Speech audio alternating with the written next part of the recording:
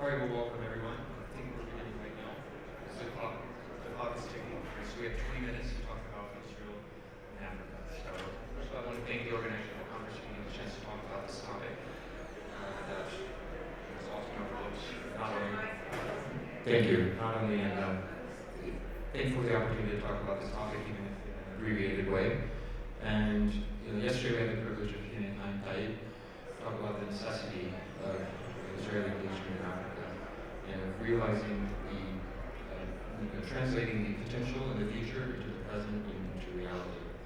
And from the U.S. angle where I come from, it's often we see the problem is really that Africa is always the continent of the future and always the potential, and it's never the present, it's never a reality. It's not something that we're engaged in. At this time, there's a lot of hope at the beginning of the Trump administration that this might change, and we're almost 2 years in, and we're not seeing a lot of change there. So, I don't need to speak to Israelis that democracy can be destiny, and that's something that's well understood here.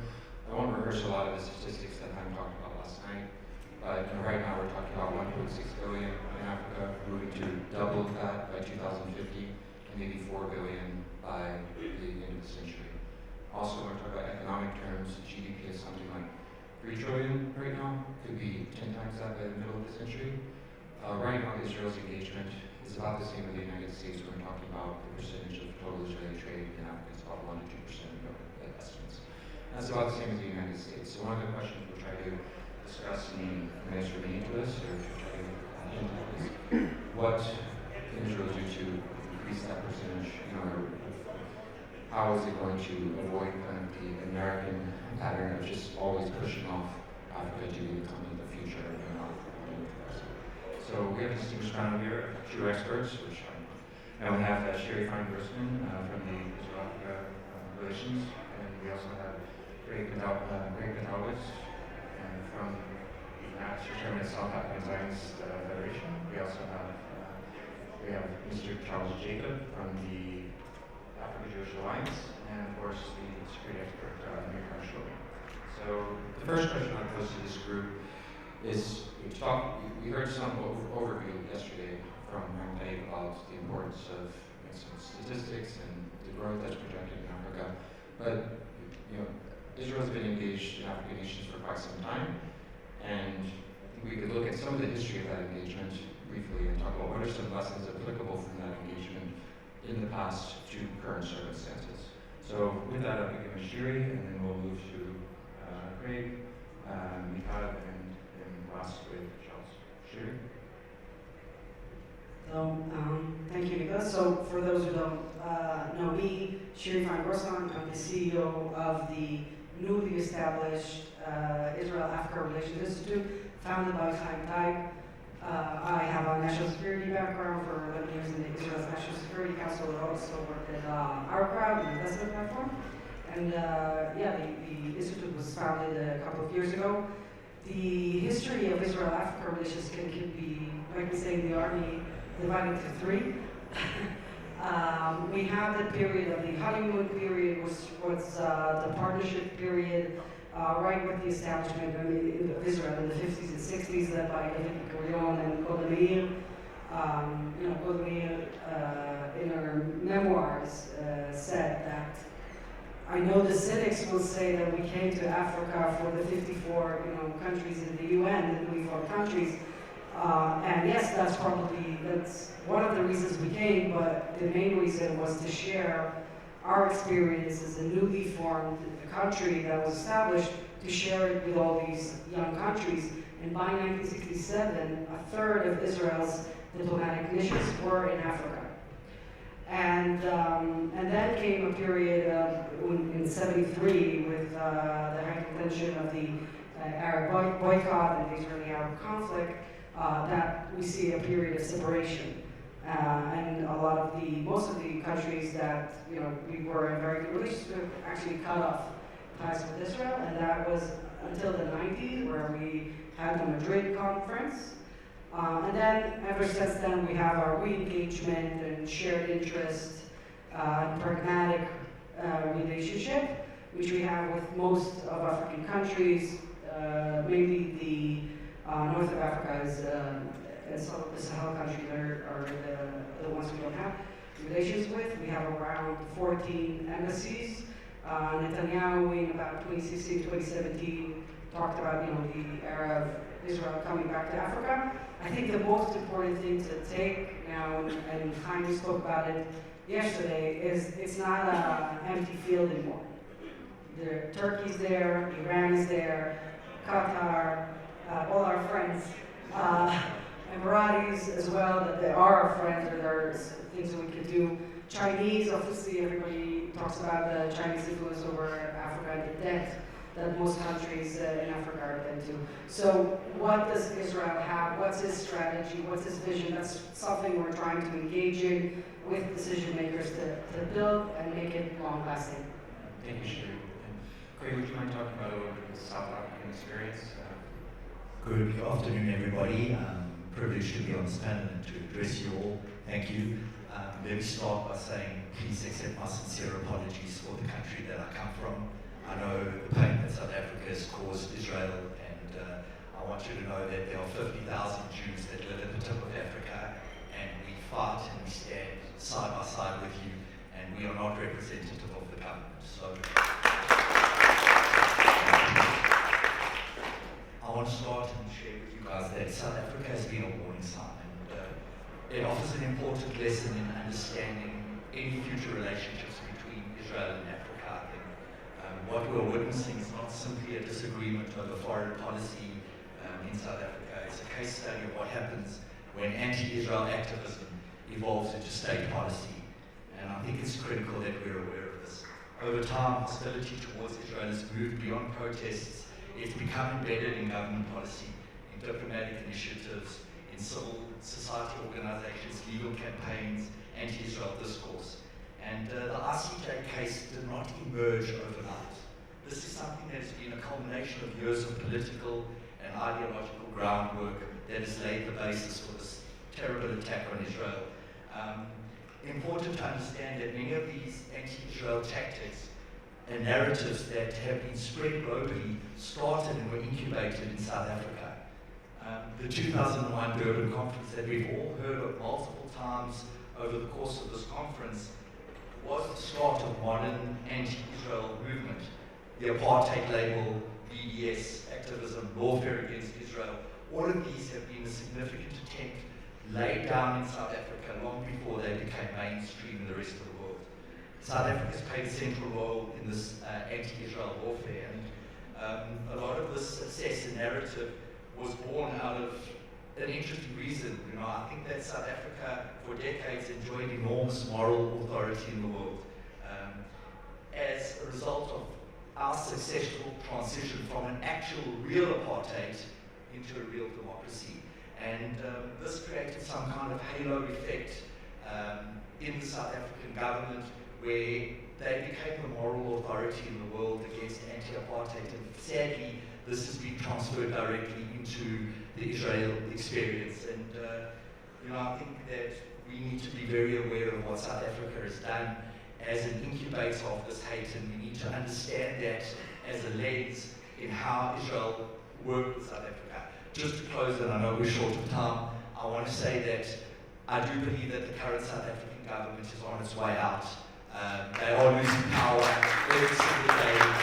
They've gone from a party of 74% majority down to 40%. We believe in the next elections they'll fall below 30%.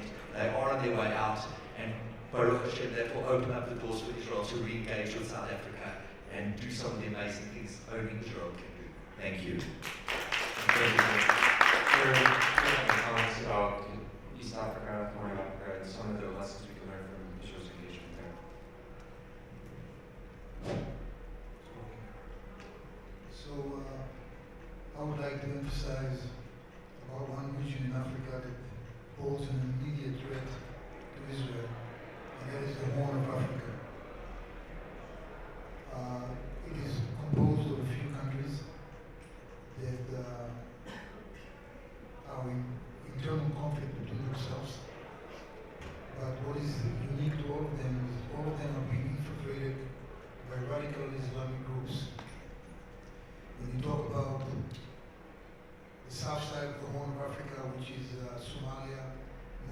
show, just about conquered by Al-Shabaab organization, about to fall. Somaliland is trying to hold Israel, is recognizing Somaliland, but difficult threat. Then you have Egypt in the north that relies on the water coming from Ethiopia. You have the government in Addis Ababa that is fragile, trying to fight off the Tigrays in the north, trying to do the best they can to fight the Islamic groups that are infiltrating the country. SEAS in Eritrea is siding with Egypt. It's a mess. You got to Sudan, you got civil war in Sudan between the Sudanese army and the RSF, which is a breeding grounds for terrorist organizations. Today, just this morning, I received intelligence report that in the Sudan, there are multiple training facilities for terrorists that are training right now with an intention to harm Israel. So it is boiling down. It will erupt sooner or later. Egypt is barely holding its government against the Muslim Brotherhood. As you know, Sisi is taking over the control of Egypt from the Muslim Brotherhood that has won the last elections in Egypt. And the whole region is a mess. And here is Israel trying to do its best. So Israel has cut a strategic alliance with Ethiopia, helping the Ethiopians to fight their own issues. The Sudanese are trying their best, but both factions of Sudan are in a bloodshed, and perhaps it is an opportunity for someone else to step in and make peace in the country. And the one thing that I would like to share with you guys is that we need to be so alert and so focused on what's happening down there, because when it erupts, Israel will suffer. And this is the main thing that I would like to pass on today in this talk. Thank you, sir. Pass on to Dr. Jacobs. Yes, I want to talk about the jihad in Sudan. In the late 1990s, I found out that Arab Muslims were buying and selling black women for $40 a piece. I couldn't believe that. These were people who were captured in jihad raids. The north of Sudan was Arab Muslim, the south was Muslim Christians. I formed a movement to free the slaves, and with the help of Christian Solidarity International, we liberated 100,000 slaves from Sudan with cash, donated by Americans and Europeans.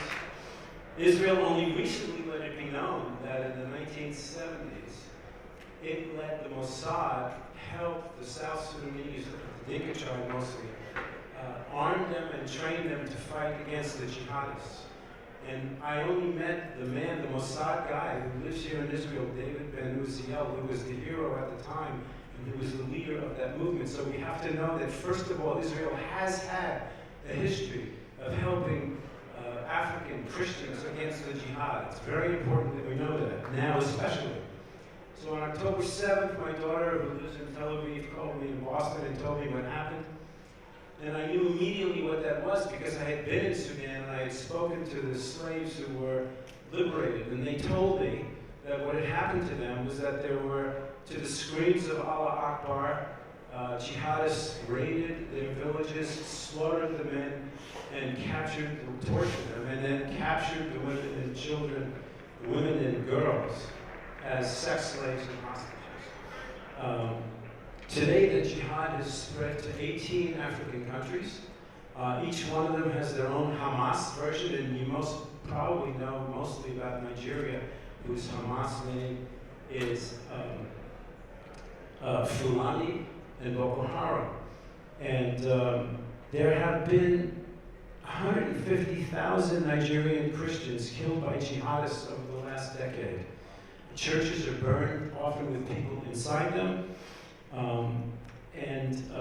So with the social media campaign, the African Jewish Alliance, which I helped form with diaspora leaders, Nigerian and American diaspora leaders, we have been bringing this to the United States Congress. We broke through the media taboo, which of course, you can't say anything about jihad. We broke through the human rights taboo. The human rights community is a fraud because it only cares when white people do that stuff. It's a distraction to them if you bring cases of terrible things happening by other than white people. We got to Senator Ted Cruz, we got to Van Jones, we got to Bill Maher, and finally to Donald Trump, who bombed once on Christmas Day in Nigeria. And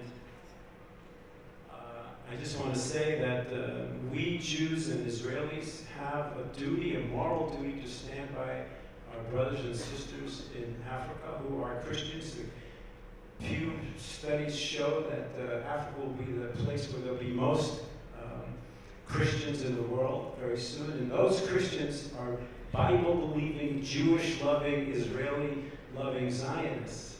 And so we have not only a moral duty, we have a practical duty to join with them. So let me invoke the work of the Israeli hero who I met a month ago, David Ben Uziel. Let us find some way to stand with our brothers and sisters in Africa.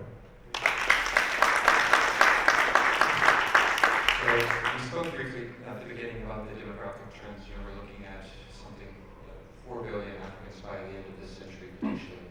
And we already know right now the Global Terrorism Index of 2025 indicated that over half of the terrorism-related deaths in the world right now took place in what it classifies as the 10 Sahel countries. The epicenter of that being in Mali, Niger, and Burkina Faso. So this is really the epicenter of global terrorism right now. And what you identified, the jihadi threat in Nigeria is just part of a broader conflict where Israel has an outsized role to play in all of our opinions. Now, time's running short, so we talked about jihadi, negative things, but I would like each of you to identify in the time allotted to us. One, really for this audience, what is one opportunity we need to focus on in Israel-Africa relations? Please be brief, 30 seconds each. So just to continue what Charles said about the Pew Research, every year it publishes global support in each country of the people of that country. And despite what Craig told you about South Africa, it's actually one of the 3 or 4 African countries that are top 10 countries in the world where people support Israel. Number 1 is Nigeria.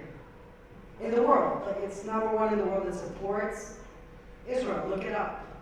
And we can't ignore that. And we have to stop looking all the time at Europe and in some places in the US, in some places.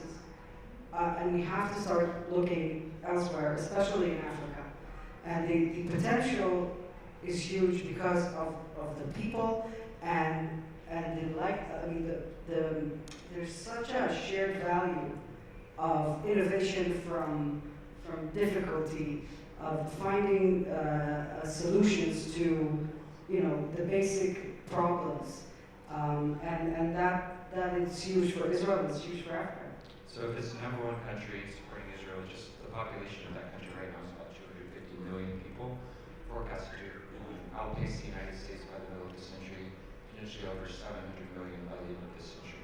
So if most of these people are supporting Israel, so very briefly, look, we're all depressed because we lost what we thought were our allies, right? We lost them on the left, and we're now losing some of them on the right. But there are hundreds of millions of people across the world, especially in Africa, who love us and who are friends, and we need those allies, and we need to save them from the dangers they face, and they're our friends, naturally. Africa's future will be shaped by those who build, innovate, and solve problems. Israel consistently demonstrates that it can be such a partner in Africa. History will judge our governments by the positions that they take now. Ordinary Africans will judge them by a much simpler standard. Did those positions change our lives? And the reality is Israel's relationship with Africa has always been strongest when measured against that test. The future belongs to partnership, innovation, and practical solutions. Israel can bring those to Africa. They do not belong to ideological theatre. Africa needs genuine input from Israel, not ideological theatre. South Africa would be very wise to wake up to this reality quickly. Thank you.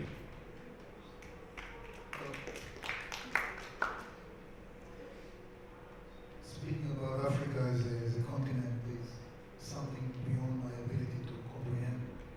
So I'd like to focus on one country only. It is Madagascar, possibly the most important geopolitical country in Africa. It sits right off the coast of South Africa. And it just after many years of abuse and robbery and corruption, a new government has emerged as of last November in Madagascar. And I would urge anyone that can to look into this country, including the Israeli government, and to put great emphasis on it. By the way, it holds the largest oil and gas reservoir on earth. Bigger than Qatar, bigger than everywhere else. Madagascar holds there. As far as natural resources, no country is like it. And I would love Israel and Israelis and Jews worldwide to come on board and see what is it that they can do with this country. Well, thank you very much. We've seen a lot of rather pessimistic views of Europe. I happen to share most of those views. Just remember, Europe's population right now is about 450 million people, declining. There are a few African countries that will have, individually will potentially have more than that by the end of this century. So proper engagement now can set the stage for the future of better relations between Israel and African nations. So we'll close there almost on time. And I just want to thank the JNS for doing a panel about Africa. It's so rare. So thank you for